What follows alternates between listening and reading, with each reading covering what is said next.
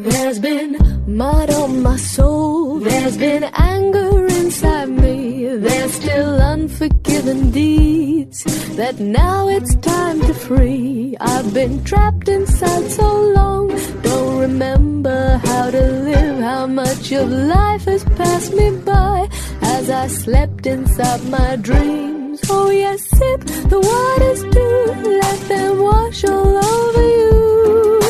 Here you are at last, free yourself from past and walk into the new. Be guided by what's true, causing no one harm, least of all. Om Namah Shivaya Gurave Sat-Chit-Anand Murtaye Nishprapanchaya Shantaya Niralambaya Tejase. Satyam Shivam Sundaram Sansarasaram Abhayankaram Dukhaharam Karunavataram Jyotirmayam Swayambhu Prakritistudaram Shivasmarami Jagat Swami Nirvikaram. Om Shanti. Someone I loved once gave me a box full of darkness. It took me years to understand that this too was a gift. Someone I loved once gave me a box full of darkness. It took me years to understand that this too was a gift. That's a very short poem. The box of darkness, the box of sorrow, the box of suffering. This world is so much full of sorrow. Unless and until one realizes this, there is no attempt to free oneself from this darkness. Darkness leads to darkness. Darkness leads to further darkness, deeper darkness, darker darkness, darkest darkness. The very realization that this is darkness should bring about an attempt to seek light, to search light. But when this attempt is not done, life continues to be in the dark, and man lives his whole life as a series of darkness, as a battery of darkness. It is said that God first created donkey and told that donkey, whole life you will have to suffer. Whole life people will carry you, weight on you, and your life will be 50 years. So donkey says, oh Lord, what I will do with 50 years? Just give me 20 years. This is enough for me. God says, be it so. Then God created dog, and he told him, you will have to eat leftover. You will have to guard the house. People will use your name as an abuse. And I give you life of 30 years. Dog says, what I will do with 30 years? I don't want. Give me a little less. God says, how much you want? So he says, 15 is enough for me. Just this much you give me. Then God creates monkey. And he tells him, you will keep on jumping from one branch to another. That will be your life. People will play with you. You will be a great entertainer. You will be like a joker. And I give you the life of 30 years. Monkey says, Lord, what I will do with such a life of 30 years? Better you give me a little lesser life. Maybe 15 years or 10 years, 15 years is enough for me. So God says, okay. So after creating donkey, then dog, and then monkey, God creates man. And he tells him, you are man, and I give you life of 20 years. Man says, only 20? What I will do with 20 years? Please give me something more. Please give me this additional life of 20 years of donkey, 15 years of dog, and 15 years of monkey. God says, okay, be it so. So he gets first 20 years of his life, he is man. Then he gets married.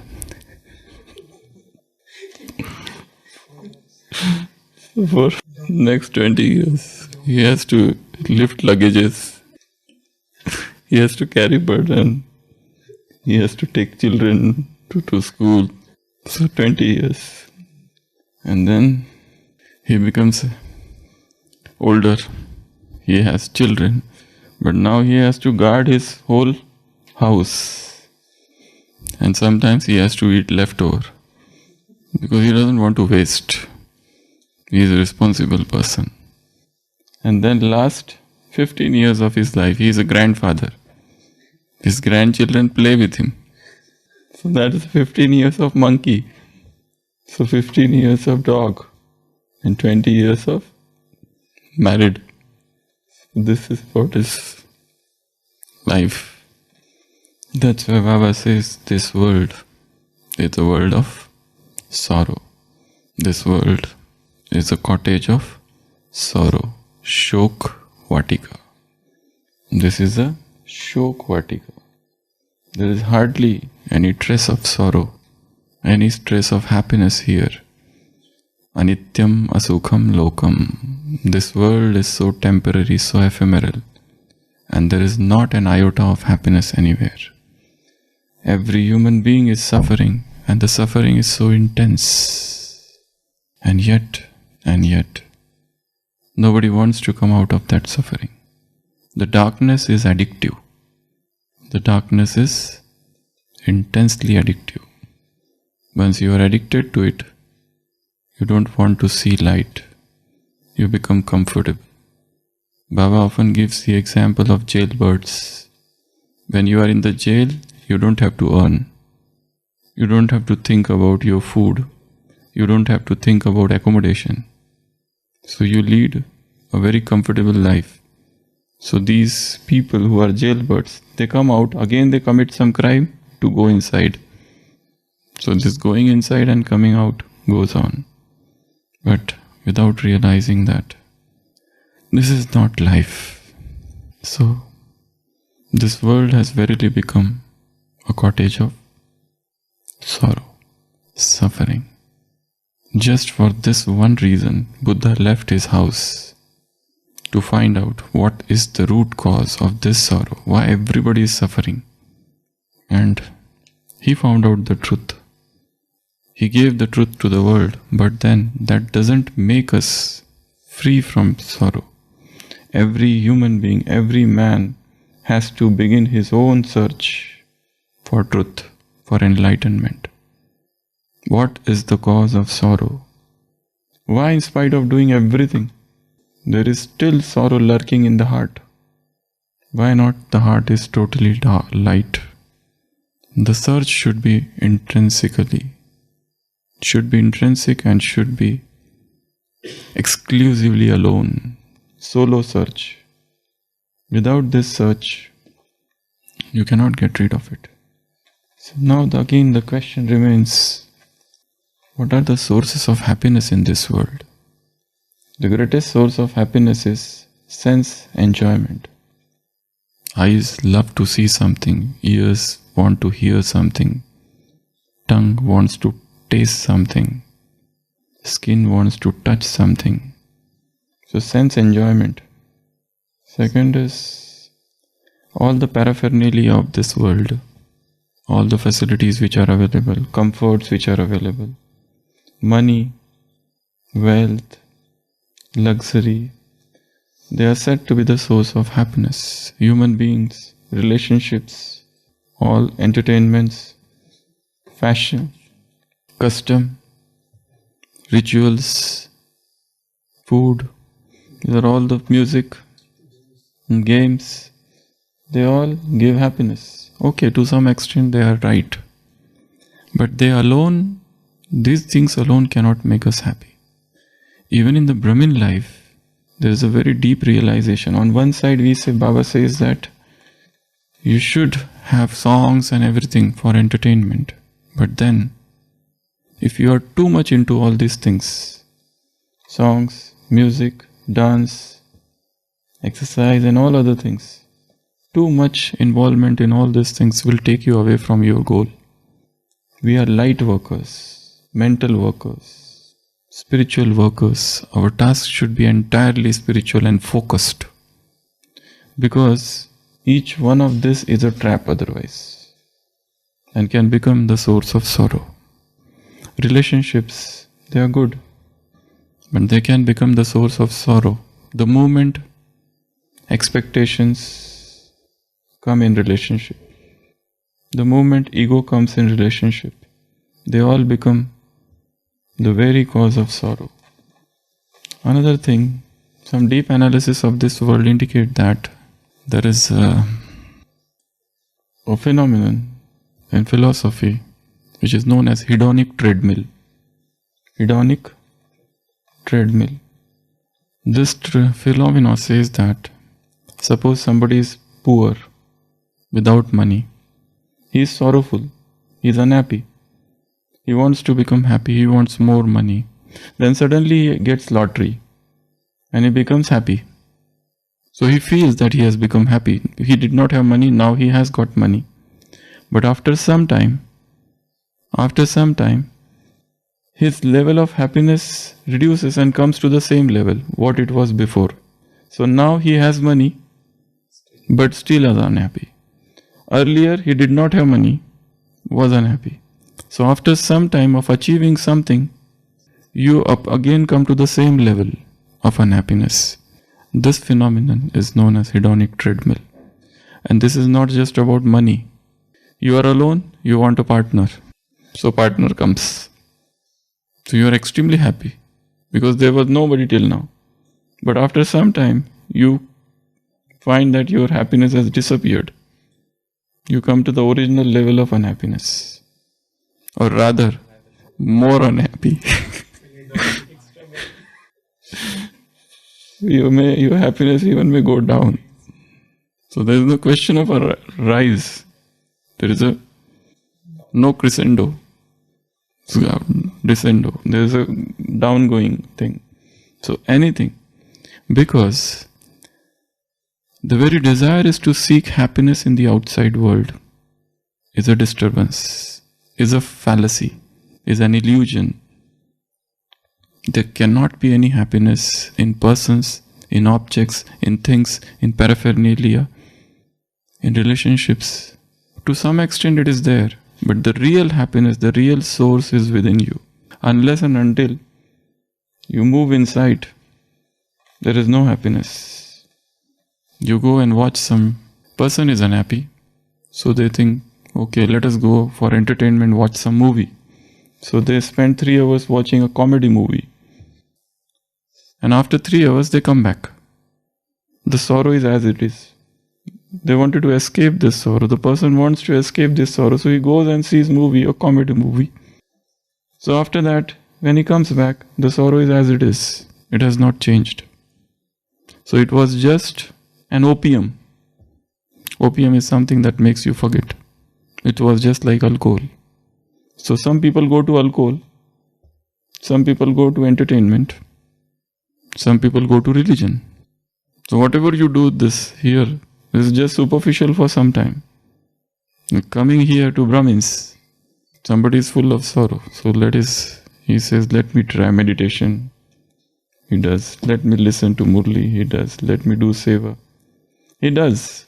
That's a good thing. Baba said you should not give up. Even if you are not willing, you must stick to this. But a time comes when these things are done without any inner involvement, without any intrinsic joy, without any happiness. So it becomes a routine, a boredom, just a sort of formality, a ceremonial. You go, you sit, you write, scribble something out in your diary and come out. You go, your yoga consists of just talking with, sharing with Baba. There is no experience of bodilessness. It is just a unilateral talk. Unilateral talk. And you feel that you are having yoga with Father. But there is no yoga at all. Like a man is there, he is sitting and talking with God. Oh God, my neighbor is, my daughter, some relative is sick. So, please cure him. First day prayer. Second day prayer, my relative is sick. Please cure him. The third day, relative dies. He says, God, you did not cure him. You should have cured him. Okay, I am angry with you. So he doesn't come to him now for next 2-3 days. Then he again comes, okay, I forgive you. Even though you did not help, but still I forgive you. And he begins another story. So there is a complete unilateral talks. There is nothing happening from the other side. There is something like this. So one has to understand, what are we doing?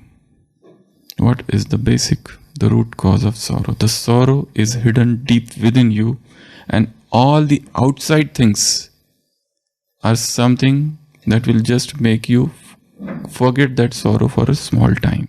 It doesn't cure. For cure, you will have to know the etiology of the disease. Without that, cure is not possible.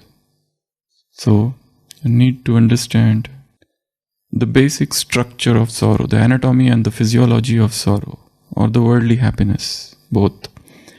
There are few things which are very common in all the worldly happiness. First, all happiness of this world, all the sense enjoyment lead to attachments. And they create a very deep sense of attachment. You enjoy a particular food, you are attached to that food. You enjoy a movie, you get attached to. You enjoy a song, you keep on humming the same song whole day because you get attached. So that song makes you a slave. So all the happinesses of this world are associated with attachments. You love somebody, you like somebody, you want to be with that person. You don't want to lose, and if that person is lost, you are sunk in unhappiness. So, dispassionate analysis of this world tells you that whatever you do here creates an attachment. That's why yogi is somebody who sees this world as everything as witness. The greatest definition of meditation is to be a witness. Everything is anitya. Everything is temporary. Coming and going, coming and going, coming and going. That is the only method to stay stable. Rather, to attain the equipoise position is purity. Purity is samatha. Purity is equanimity. This is the greatest definition of purity. Purity is not just brahmacharya. Purity is not just controlling of senses. Purity is not just getting rid of vices. Purity is to stay stable. That is purity. The definition of purity is pavitrata, is samatha. It is equanimity. You see every happening as temporary. People come and praise you. It is temporary. The same people will abuse you next day. Because that praise is also temporary, that abuse is also temporary. Everything is temporary. So first is attachment. Second is B. There is a big sorrow and small happiness in everything of this world. There is a big unhappiness and very small, big unhappiness and very small happiness. You get happy, but you have to pay for every happiness. And the payment is very high. Sense happiness, so much you have to spend. And especially the happiness, the sensual happiness which is coming from other, which is the form of lust. You have to pay so much price, your money, your energy, your words to please the person. You have to tell so many lies, you are so beautiful and so on and so forth. The love affairs of the world are nothing but bundle of lies. They keep on flattering each other and lying to each other. You are young. He is not young. He is old. See, craving. All the happiness of this world lead to craving. When you don't get, you crave. And the craving is a restlessness, intense restlessness. You just want it. You don't get it, you're unhappy. And you can't do anything in that moment of craving. Craving is such an intense, craving has such an intensity, you forget all gyan, all yoga in the moment of craving. You can do anything. You can go and steal, even kill somebody if you don't get. Then D is deception. The happiness, it appears just on the surface. In fact, it is just a deception. It is a will-o'-the-wisp oasis in the desert. You feel it is there. It's not there. You feel something is shining out there. There is water. You run. You're thirsty. But there is no water. It's a marichika. It's a will-o'-the-wisp. It's an oasis. E, exertion. Whatever happiness you want in this world, you have to exert so much. People spend their whole life in getting money, in building house. We are living in a rented house, for example. And then I want my own house. I spent 10 years. Why I want own house? Because so that I can live in peace, in happiness, without anxiety. So after 10 years, my house is built. My own house. My name is there. Registered in my name. But now, 10 years, I was restless, unstable. That sanskar I am carrying in this happiness, in this home, in this house. So I am still unhappy. In spite of the fact, same hedonic treadmill. House is there, house is not there. You feel you don't have a jacket. The other person is wearing a jacket. I need that jacket. So you get that jacket. After a few days, you get bored. Same level of unhappiness. You have a mobile, you don't have a mobile, you want this particular mobile. You get that cell phone. After some days, the happiness is same. Unhappiness. E. Then F. F is fleeting, temporary. It is there today, it's not there tomorrow. So, as a detached observer, we see that whatever that is happening here, success, degrees, qualifications, they are just temporary. They will not help you. You must know the art of swiminology, not oceanology, meteorology. When the boat is about to sink, your degrees and your qualifications will not help you. G. All the worldly enjoyment, sensual happiness is enemy of Gyan. Gyan is the path of burning, to slay each passion each day. The worldly, sensual happiness, they inflame your passions. The passions are doubled and redoubled, and they cause you intense suffering, intense pain, intense restlessness. That's why yogi stays detached. And last, H, all the happiness of this world, that is habit forming. They create a sanskar. They create a sanskar. Sankalpa creates vritti and karma creates sanskar. A karma which is repeated creates a sanskar. You keep on calling somebody. One day you call, second day you call, third day you feel like to call up that person and talk with him. For no reason. But you want to talk with that person. You love to talk with that person because karma is repeated, sanskar is created. So also a sankalpa is repeated and sankalpa creates vrittis. Vrittis ripples and they spread vibrations into the atmosphere. So verily this world is the cottage of sorrow. So the journey is from cottage of sorrow to the cottage of happiness, a Shok. From Shok Vatika to a Shok Vatika. But first of all, Sita must realize that I am in jail of Ravan. But now the Sita is in the jail of Ravan, but she is enjoying there. She doesn't want to come. Ram says, I will coming to take you. She said, don't come. Hanumana is coming. She sends him back. I don't want your ring or anything. I am living life of comforts here. Ravan is providing me everything. all delicious food which I did not have with you, with so many servants. So Sita is enjoying kingdom of Ravan. Spirituality is the path of revolution, boycott, withdraw. You have to uprising, mutiny. You have to rise in revolt against the kingdom of Ravan, so that you can usher into the kingdom of Ram. Om Shanti.